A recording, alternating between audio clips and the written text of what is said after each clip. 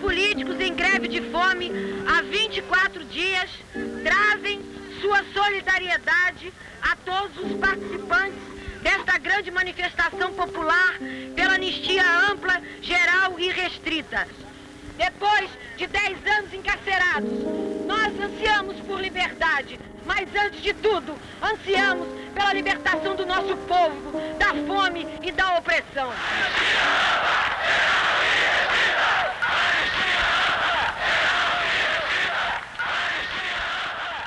Gilney Amorim Viana, Berli Cipriano, Paulo Jabur, Alex Alvergue, Antônio Matos, Jorge Odria, Carlos Alberto Salles, Hélio Silva, Nelson Rodrigues, Jesus Soto, Manuel Henrique, Paulo Henrique, Jorge Raimundo, José Roberto Rezende. O pessoal que está preso, ele foi realmente o mais prejudicado nesse processo todo. Tem companheiros aqui há 6, 7, 8, 9 anos presos. Então a eles se acena apenas a possibilidade do indulto, que é um perdão. Os presos políticos não querem indulto. Eles querem o reconhecimento de que a ação deles foi uma ação legítima no momento em que foi executada. E a única forma que se coloca é a da anistia ampla, geral e restrita. Então, possibilitando a volta de caçados, banidos, exilados e todos aqueles que cometeram atos, entende, contra esse regime e não crime. A gente não se considera criminoso em momento algum. 30 anos depois, é possível dizer que valeu a pena a luta pela anistia e valeu a pena a greve de fome. A luta pela anistia permitiu o retorno de banidos, caçados, exilados, e a greve de fome permitiu que os presos políticos conquistassem a cidadania e o diálogo com a sociedade antes da liberdade. Eu me sinto muito honrado de ter participado da greve de fome dos 32 dias, de 22 de julho a 22 de agosto de 1979.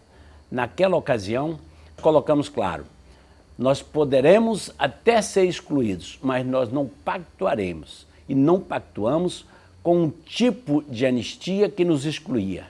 Um tipo de anistia que assinalava uma transição negociada que prejudicava os interesses dos trabalhadores e do povo brasileiro. A lei de anistia, ela foi antecedida de uma ampla mobilização da sociedade brasileira, inclusive de parlamentares, artistas, intelectuais e pessoas comuns da sociedade. As entidades civis mergulharam direto, a igreja também veio firme, e o apoio internacional também chegou através da Anistia Internacional e vários outros segmentos da Suécia, da Dinamarca, da França. Começou com a ideia de imitar a greve de fome do Brasil, que estava rolando. E a nossa surpresa é que a repercussão foi enorme. Enorme. A gente bateu na mosca, aquela ideia de fazer greve de fome na igreja.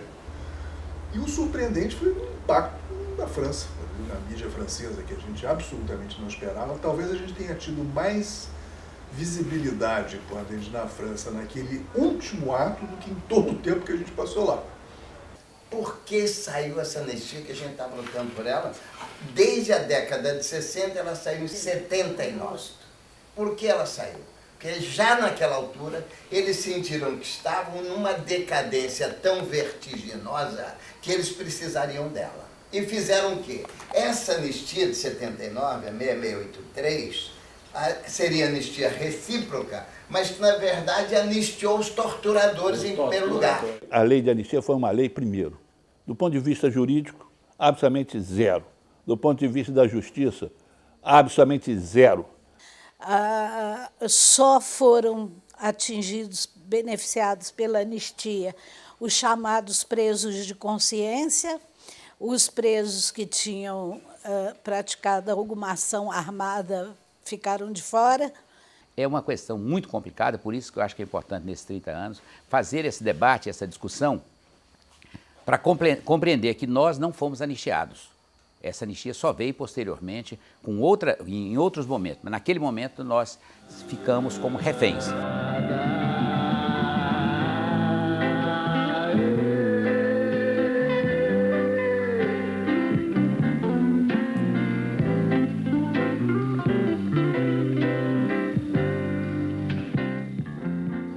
presídio nós vivenciamos e recebemos a visita de inúmeros parlamentares, líderes sindicais, artistas, intelectuais, mas eu queria lembrar de uma pessoa que foi muito importante nessa luta, que foi o senador Teotônio Vilela.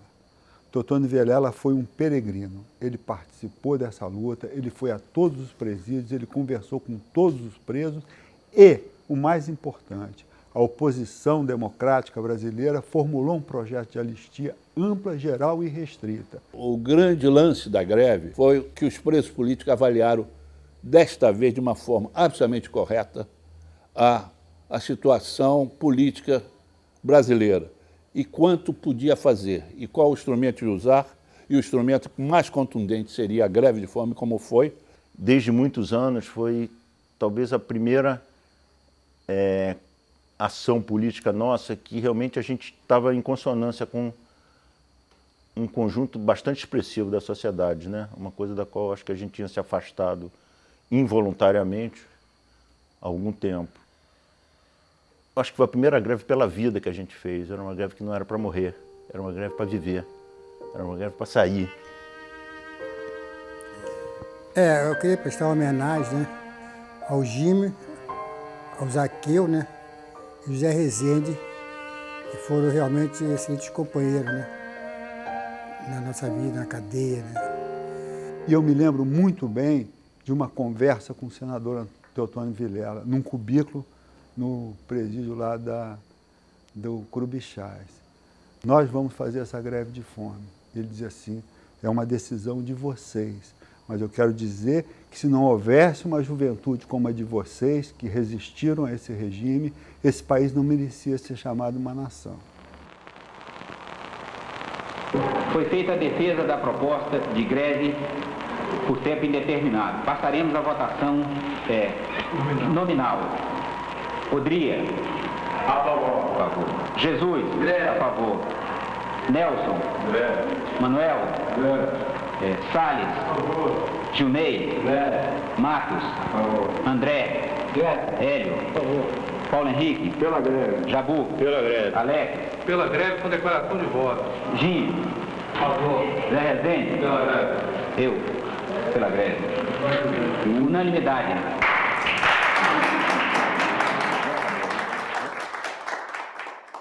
Eu acho que essa greve de fome, ela foi fundamental, criou um elo, né? Como os partidos todos de esquerda estavam aniquilados, né? Tanto a LN, Varpalmades, PCBR, PCdoB, em geral a esquerda, né? Houve uma troca, né, da greve de fome com a necessidade das pessoas ter uma referência de contestar a ditadura militar. Foi uma greve de 32 dias, um desgaste físico e emocional muito grande, e nós não tínhamos assim uma determinação que ela terminaria no dia 22, porque nós tínhamos uma condição para o término, que era a leitura de um manifesto político, justificando o término da greve. E eu me recordo que esse manifesto foi lido em cadeia nacional. A greve de vocês nos trouxe uma angústia muito grande, porque nós sabíamos ali, ninguém ali estava isento do risco do organismo, né, entrar num colapso, no desgaste do tempo, e que um de vocês podiam realmente morrer, né? Greve de fome, não adianta teorizar sobre para cinema, para depoimento, o que é. E eu traduzo muito uma verdade que foi de uma velhinha que me disse um dia, fome, meu filho, é um apetite sem esperança. E na greve de fome a gente tinha esperança sempre de voltar a comer. É um momento que, digamos assim, entre todos, se valeu a pena ou não valeu 32 dias de greve de fome, claro que valeu demais, demais. E eu saio, quer dizer, é um orgulho meu ter participado disso tudo, não só da greve de fome. E o orgulho de ter tido esses companheiros com quem eu aprendi muito, em todo sentido da vida. 30 anos depois, nós queremos dizer que nós que participamos da resistência armada, que fomos presos, torturados, alguns de nós assassinados pela ditadura, inclusive sob tortura, nós queremos dizer que valeu a pena nós termos lutado. porque nós acreditávamos não apenas que a democracia seria boa para o povo brasileiro, mas que nós precisamos mudar a realidade brasileira, mudar a sociedade, mudar o sistema político, mudar o sistema econômico, para algo que fosse mais avançado, uma perspectiva socialista. Então, para nós, o momento, esses 30 anos, continua sendo de luta, continua sendo de que é preciso dar um basta. Nós queremos uma comissão da verdade, queremos o direito à memória, queremos a penalização dos agentes, porque aquele que matou e torturou tem que ser penalizado para que realmente se mostre que no Brasil não temos mais impunidade. E eu espero que o governo Lula, antes do final, ele responda e que a gente consiga ainda, como mobilizou a sociedade civil pela anistia, a gente consiga mobilizar pela penalização dos agentes do Estado responsável pelas mortes e tortura e, finalmente, que se dê o paradeiro do que aonde estão os nossos familiares. E outra coisa, a gente tem que brigar sempre contra a tortura, sempre, sempre, sempre. Porque eu não quero tortura, tortura é a coisa mais indigna do ser humano. Eu não acho que a gente seja, nem pela greve, nem pela militância, nada de herói, certo? Quando se refere a herói, eu me lembro sempre de um verdadeiro herói, que foi o Apolônio de Carvalho, que quando diziam que ele era muito corajoso e um herói, ele falava, não, eu apenas avalio mal o perigo. Eu acho que talvez todos nós fôssemos um pouco assim. Eu acho que, então, valeu muito a pena. Se você for olhar do ponto de vista individual, eu não sei como eu teria me sentido na época e hoje, se eu não tivesse feito o que eu fiz, eu não estaria me sentindo tão bem feito hoje. Eu me sinto como eu me sentia na época. Especialmente na época, porque eu acho que a chave da vida é você agir exatamente de acordo com o que você pensa. E talvez na minha própria vida tenha sido aqueles 10 anos entre militância e coisa, o período em que eu fiz isso mais consequentemente, em que eu vivi exatamente de acordo com o que eu pensava.